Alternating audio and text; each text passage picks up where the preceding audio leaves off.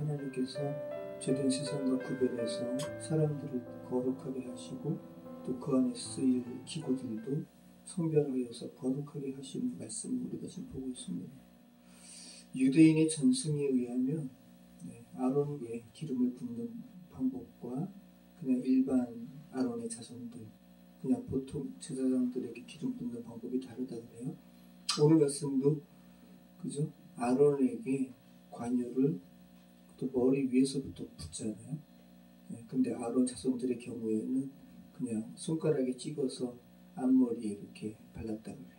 그러니까 기름 부으심의 어떠한 뭐라고 그럴까요? 권위도 좀 다르죠. 대제사장에게는 위에서부터 흘러내리는 거. 그래서 여러분 대제사장이시잖아요. 예수님께서. 대제사장은 예수님을 예표하는 건데 예수님이 메시아잖아요. 그죠?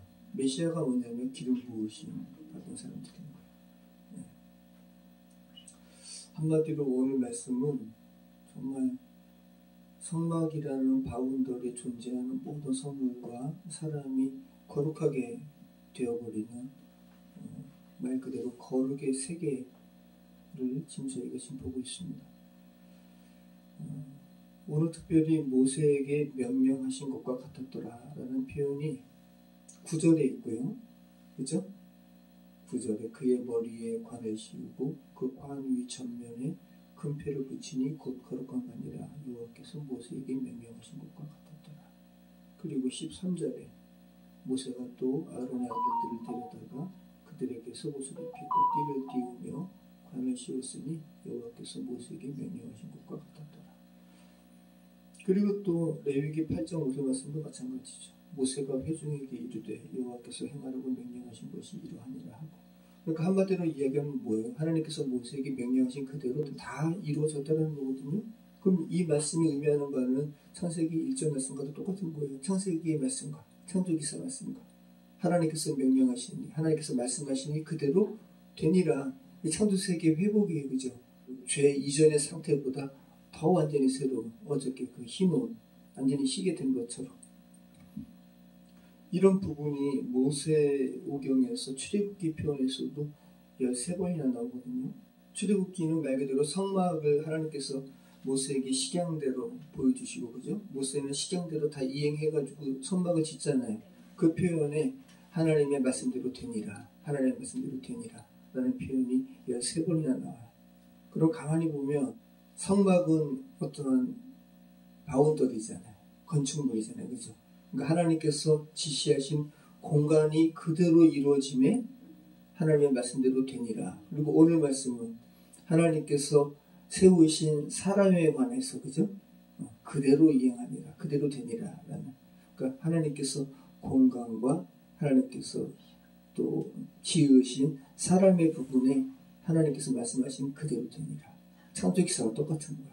결국은. 자, 그래서 창세기의 그 아담과 하와는 왕같은 제사장이었어요. 그죠? 피조세계 다스림을 하나님께서 아담에게 부여하셨어요. 그들은 하나님과 깊은 교제를 나눴고 레위기 말씀에 거룩의 접촉이 타락 이전에 아담과 하와는 늘상 있었어요. 하나님과 늘상 접촉했어요. 거룩의 접촉이 늘상 있었단 말이죠. 그런 의미에서 오늘 본문에 모세가 아론과 그의 아들들을 제사장 만드는 과정은 타락한 인간이 어떻게 거룩하신 주님의 자녀로 주님의 제사장으로 회복되는지를 정확하게 역순으로 이렇게 말씀하고 계세요. 그렇죠? 가만히 보세요 한번. 제일 처음에 뭐부터 시작합니까? 모세가 아론과 아론의 아들들을 씻잖아요. 그렇죠? 먼저 깨끗해야 돼요. 제사장은 먼저 속죄부터 이루어져야 돼. 깨끗해야 돼요. 자, 씻김부터 시작해가지고 마지막은 뭐예요? 거룩한 관이라고 명한 금패를 붙인 관을 쓰는 것으로 마치고 있어요. 결국은 거룩으로 마치고 있거든요. 씻기고 속옷을 입히고 띠를 띄우고 겉옷을 입히고 에봇을 입히고 에봇에 장식띠를 띄워서 몸에 대고 흉패를 붙이고 우림과 둠림을 그 흉패 안에 넣고 그죠? 그 다음에 관을 씌우는 거야. 정확하게 죄된 인생을 거룩의 상황으로 이렇게 바꾸시는 과정이 순차적으로 이렇게 이루어지고 있다는 거 다시 한번 알게 되죠. 자, 우림과 둠밈이라는 것은 고대 이스라엘에서 하나님의 뜻을 묻기 위해서 쓴 제비로 쓰던 도구예요. 그래서 어원도 알 수가 없고요. 그 재료 및 형상도 알 수가 없다고 그래요.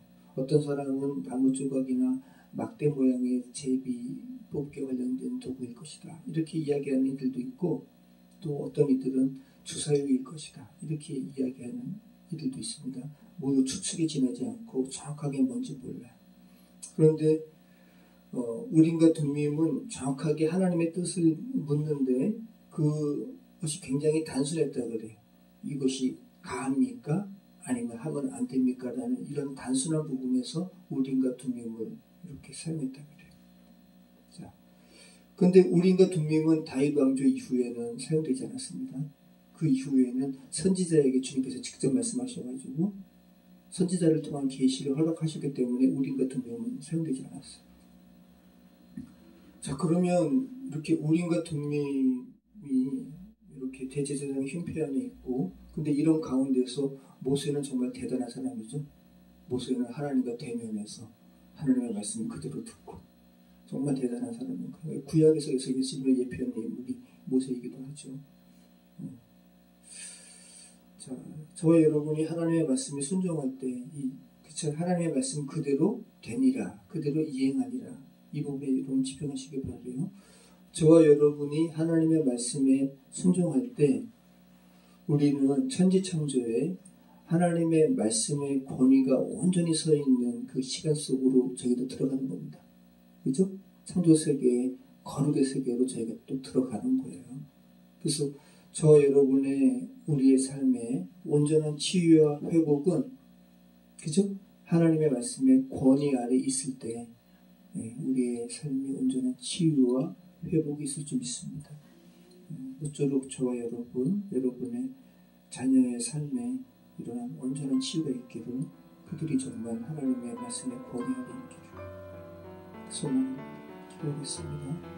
참 좋으신 하나님 감사합니다. 저희가 레위기 말씀을 통해서 정말 거룩의 세계를 저희가 소망하고 저희가 사모합니다. 아버지, 주의 말씀이 우리 인생 가운데 그대로 이루어졌다라는 고백을 우리가 하게 되는 놀라운 일이 있기를 소망합니다. 그것이 정말 귀한 이름을 고백합니다. 함께하여 주시옵소서. 감사드리며 예수 그리스도 이름으로 기도드립니다.